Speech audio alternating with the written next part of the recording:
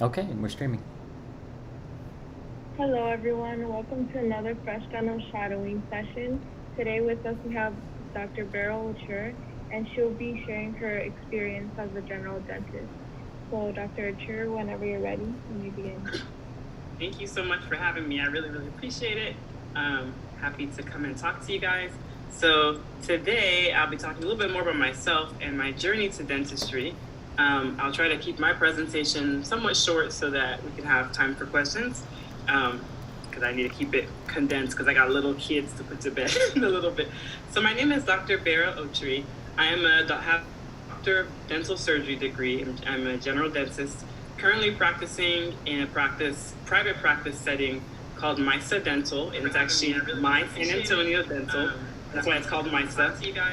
So today, and I am from Dallas, Texas, originally. And I'll talk a little bit more about my journey, how I ended up here, and whatnot.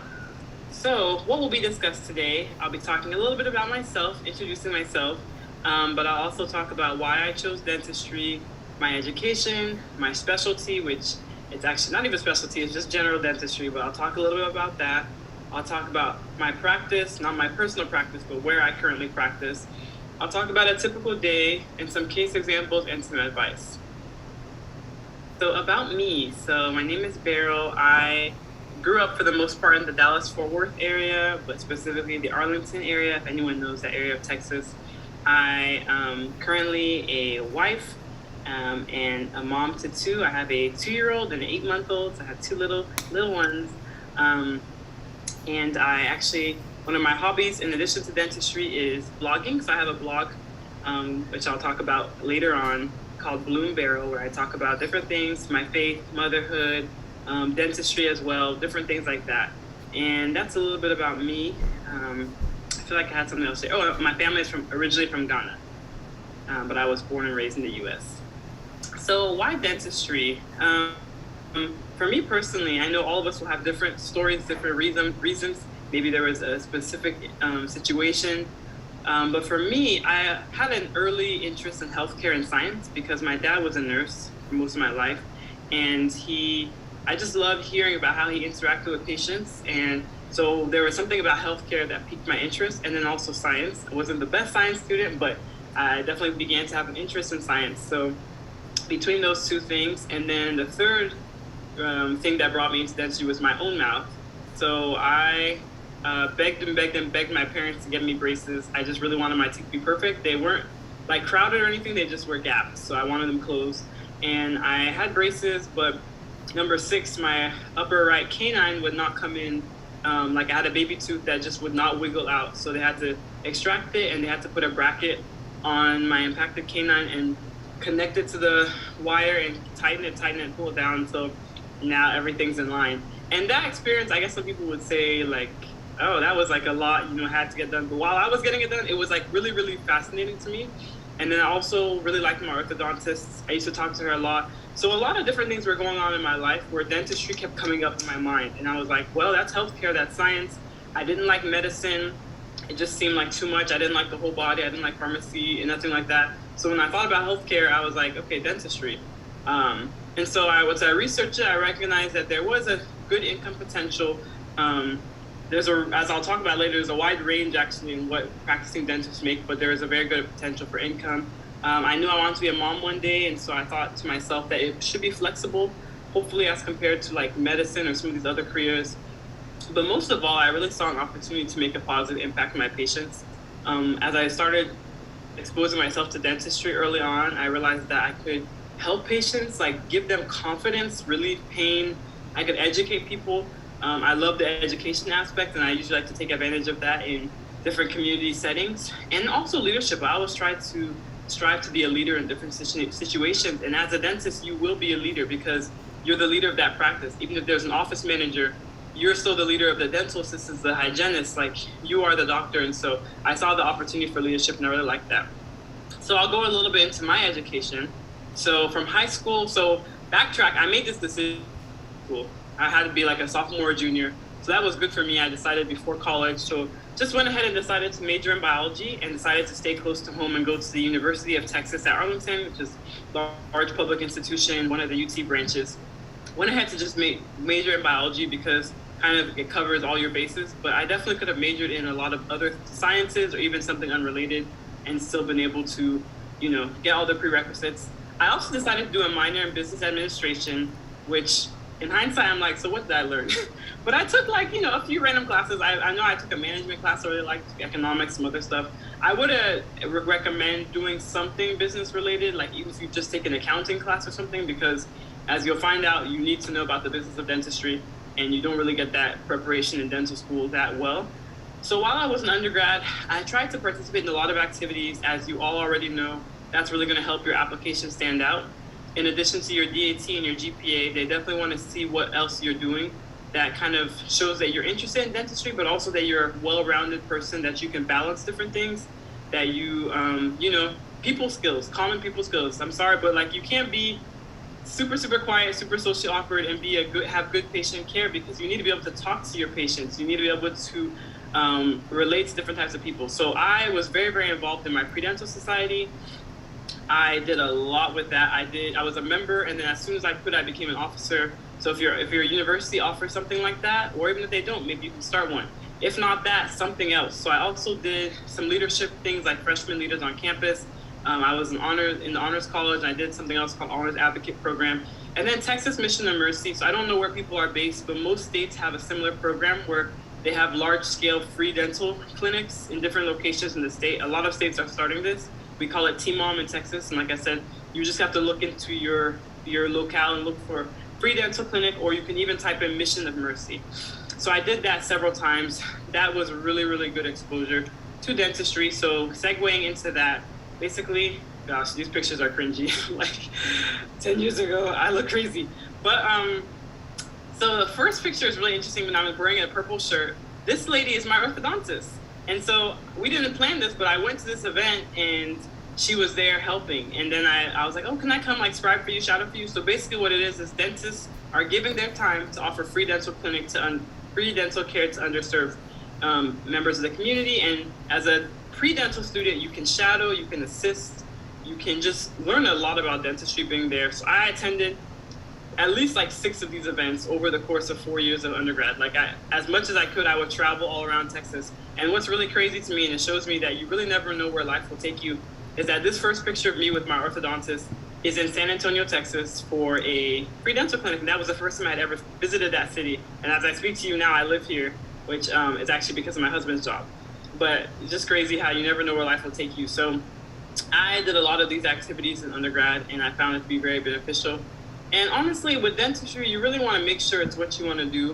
And it's hard to say that this is 100% what you want to do until you've at least seen it closely.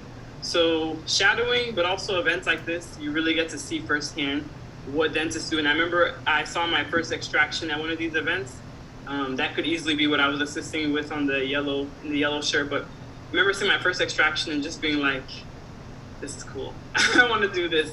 So it's just good to see stuff, because to be honest with you, you're not really sure if it's going to gross you out or you're going to be comfortable or any of that until you expose yourself. So that's very important. So I guess I kind of skipped a lot, but I'll just say that between that process and dental school, what happened? So obviously, sorry, my toddler is screaming. What happened in between? So I applied. So I'm not going to go into a lot of detail, because to be honest, even though how long ago was that? 7, 8 years? It just feels like a really long time ago, and I don't have all the details, but obviously I studied for my DAT. I personally took a Kaplan course. I also used other resources like Crafted that and some other resources. I took a lot of time aside. I studied and I took that and I applied. And I applied pretty broadly, partly because of my situation, because my then fiance, so my husband is a physician. So he's actually working in medicine. So at that time, he was also applying to residency. So we were trying to get in the same place, but ended up being apart and whatnot. But I applied to a lot of schools, and I would still advise everyone to apply to a lot of schools. I don't know what you would consider a lot, but as many as you can for you, because you want options, you want to keep your options open.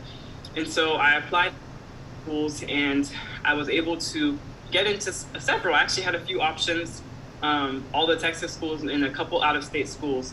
So I chose this school, well, I had a lot of deciding factors. So as you see here, I went to the University of Texas Health Science Center at Houston. I have 1 or 2 scholarships while I was there, but they weren't like significant scholarships. I still had to take out a large loan. But I'll skip activities. I'll go to deciding factors. So deciding factors was location, cost, atmosphere, curriculum. So I don't know right now how things are working because of COVID. I don't know if you will physically go to these schools to interview or if it'll be virtual. If it's possible, visit these schools so that you can actually see them. And actually backtracking to kind of UTA, something that I did while I was at UTA in the Pre-Dental Society is that we would tour different dental schools. So I had seen all 3 of the Texas schools. I had shown my face. And so the admissions officers have seen me. I was a president of the Pre-Dental Society. I was the same person emailing them all the time, like, my Pre-Dental Society wants to come visit. Like, I just tried to make my name and my face visible. So when they saw my application, it's not like, who is she? Oh yeah, we've been seeing her around. So anyway, Houston, I had toured before. I had contacts there. I remember there's a specific faculty he knew me and everything. So yeah. But having gone there to interview, it was really important for me to see the atmosphere of the school and make sure I felt comfortable. Now, don't get me wrong. If you get into one school, that's a great school. Like, whatever school you get into is the best dental school because you're going to be a dentist. You're going to go. But if you have options, just try to compare the atmosphere. How do you feel? How do students seem happy? Ask the students questions, like honest questions, like what's it like going to school here? What's the curriculum like? Costs you can compare. That information should be available. I know certain states tend to have cheaper schools, like Texas has some of the cheapest dental schools. I say cheap, it's not cheap, but it's cheaper than other schools. So location, like, do you want to be closer to your family or farther, and all of that. But again, whatever dental school you get into is the best dental school for you. So while I was there, I tried to participate in different activities such as the Student National Dental Association. I was an officer, Texas Association of Women Dentists, etc. So I really enjoyed my time there. These are pictures from pretty early in my program. Just starting to get my feet wet and learning different things. And dental school was just a really, really fun opportunity. I really advise you to enjoy it. I say fun, but it's also very hard. But like, these are some of the friends I had that I really stayed close to. And you just form a core group of people who will support you throughout. And you really need that support because it is very challenging. And you need people who will stay up and study with you and just encourage you and all of that. So those are things that always help me. And I had trouble at some point with some of the hand skills because it's hands-on, completely hands-on. And then obviously you have your book work, didactic as well. But it's like you're doing things with your hand that you've never done before. Like, even unless maybe you're already a hygienist or something like that, even if you've been a dental assistant, it's like holding a handpiece and drilling on a tooth and everything is within millimeter increments. It's kind of like brand new to you. So you get into a dental anatomy lab where you're waxing up teeth, you're creating the anatomy. It's all very new, and I struggle with that, so I have to take a lot of time to really practice, go back to the school on the weekends and practice, and really get better at these things and hone my skills. But, you know, it all panned out, all worked out. It's a blur, but it was a really good experience. And lo and behold, I finished, I graduated. These first 2 pictures are toward the end of dental school, like pictures with my friends who I just showed you earlier in graduation. And the other picture is actually my white coat ceremony. So that would be like right before I started with 2 of my professors, Dr. Fry and Dr. Rodriguez, and just really, really crazy that, you know, when you look back that you're able to go through it. But basically you're stronger than you think and you're smarter and you're more capable than you think. Once you get in there, you just do everything you need to make it through it, and you will. So I went ahead and finished. I've been practicing for the last couple of years. Probably should have put a slide about kind of my scope of practice, like where I practice, but I can explain that kind of along with this. So I'm a general dentist. So obviously I graduated dental school. I didn't do a specialty program. I didn't actually do a residency at all. I could have done like a general residency such as AGD or GPR, but I decided I don't like school, so I wanted to be done. But also in my case, I had gotten married during dental school, and I was actually had my first daughter right after dental school. So that kind of played into it too. I was just like, I'm just gonna get out and start practicing and have my kids and stuff. But so I'm a general dentist because I like doing a little bit of everything. So I do fillings, crowns, bridges, Invisalign, root canals, do a lot of general things. And what made me decide to not specialize is that I like doing a little bit of everything. So fun fact is that when I first got into even wanting to be a dentist, I initially wanted to be an orthodontist, much because of that, my orthodontist inspired me. But once I saw shadowed, I was like, I actually rather do everything. But also something to know, just for your information, is that if you want to do certain specialties such as oral surgery or orthodontics, you have to be like most likely at the top of your class in dental school. It's not black and white at all, and there's exceptions, but I wasn't. And so I passed everything and I did my best, but I wasn't. So I was like, I'm not even going to stress myself. But I definitely like doing a little bit of everything. So now, currently, I practice at this practice called Mysa Dental. It's actually a pretty new private practice on the west side of San Antonio. It's really nice. And so just a little background for me is that I graduated in 2019. So I've been a dentist now for 3 years. It still feels like I just got out, but I'm like, okay, I've been practicing for a little while now. And my first couple of years were at Aspen Dental in Ohio, because I was in a different state and I only just moved here last year. So I actually have a little bit of experience with corporate and private now. So I'll talk a little bit more about that later. But as you all have noticed, there's a rise in corporate dentistry. So a lot of the offices we're seeing now are the corporate dentals, the Aspens, the Brident, the Monarch. And there's nothing necessarily right or wrong for either one. They're just different, depends on how you want to practice and what kind of situation you want to be in. But this is where I am currently, and the deciding factors to come to this job for me were the location is close to home. I tried to see what the schedule would be like, the atmosphere of the office. This is jumping way ahead for you guys, but eventually you're gonna be interviewing for your first job. So you want to look at the atmosphere in the office. You want to look at the compensation. You want to look at the staffing, like how many dental assistants do they have? Do they have a hygienist or not, etc. And also the owners. So if you're going to work for corporate or private, whether there's an owner doctor or if it's owned by a company, you want to be able to talk to them and get a feel for what their vision is and what their philosophy is. That's huge, because there's so many different philosophies in dentistry. Their one philosophy is like, I just want to make money. So whatever we're doing needs to be productive. Another philosophy is I want to be productive, but I want to help the patient mostly. Another philosophy is like, I'm not even concerned about money at all. I just want to literally help the patient. And most people fall in between. So you want to learn about what philosophy is, because that will influence you. Because if you're employed by them, even though you're free to practice as you see fit and it's your license, definitely that will influence you. So you want to look at all those factors. And so I chose this job that I work at currently. And I know at some point I talk a little bit. Okay, so I mentioned that these were the things. And I also kind of, again, mentioned important factors to look at when applying for and accepting jobs. So these are some things that I didn't know about. Actually, I didn't know about any of these as a pre-dental student. So I'm kind of happy that you guys are hearing these things. I learned a lot of this in dental school, but even then it didn't all come into play until I got out. So again, this is way ahead for you guys, but when you get to that point, you want to look at how they're going to compensate you. In dentistry, a lot of times you get paid on production, which means that the procedures you do have a fee associated with them, depending on the insurance and whatnot, and you are paid a percentage of what that is. So in other words, if you do like 10 fillings today, you get paid off of that, versus if you did like 5 fillings today or something like that. And so you could have a pay set up like that, or you can have compensation set up where you are guaranteed a certain base salary regardless. You want to look at all those things. You want to look at the terms of termination, like what could get you fired, or what would happen if you want to quit. How much time do you have to give them before you quit? These are some things that I guess you would look at in any job, but I just find that dentistry has been a little bit different for me when it comes to certain aspects. I think I kind of said staffing, age of practice. Is it a new office? Is it an older office? Is it established? What's the patient base? Will you be busy? Mentorship, that's huge. So some of you may do residency. Some of you might specialize. Some of you may do a general practice or an advanced education in general dentistry. Some of you may be like me and not do residency at all and come out. Either way, most people are seeking out mentorship in the first, I would say, 1 to 3 years, 1 to 5 years of practicing. I'm 3 years out and I still would love mentorship. What I mean by that is you may want to be in a situation where it's 2 of you in the office and you can bounce ideas off the other dentists and you can talk about things. Or even if it's a solo doctor practice, you might want to have an owner doctor who is like, hey, I'm just a phone call away. So you can call me, you can send me a picture of an x-ray.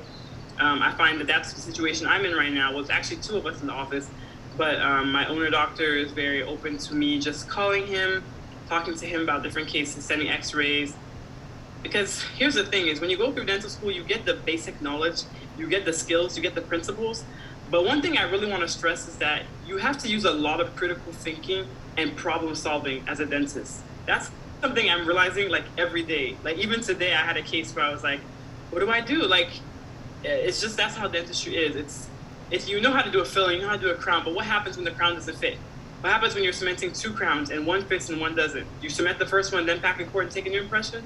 What happens when you fill the mesial of one and then the distal of the other tooth is next to it and the contact is open but you want to put a band and you don't know if you should wedge it? Like, it's you learn all the principles, but then you have to problem solve and you have to troubleshoot. So just be aware that that is a huge part of dentistry, and it can be difficult, but when things work out, it can be very rewarding. But I think that also with time it gets, so I'm only 3 years in. I still would consider myself a newer dentist, but I know as time goes on, I'll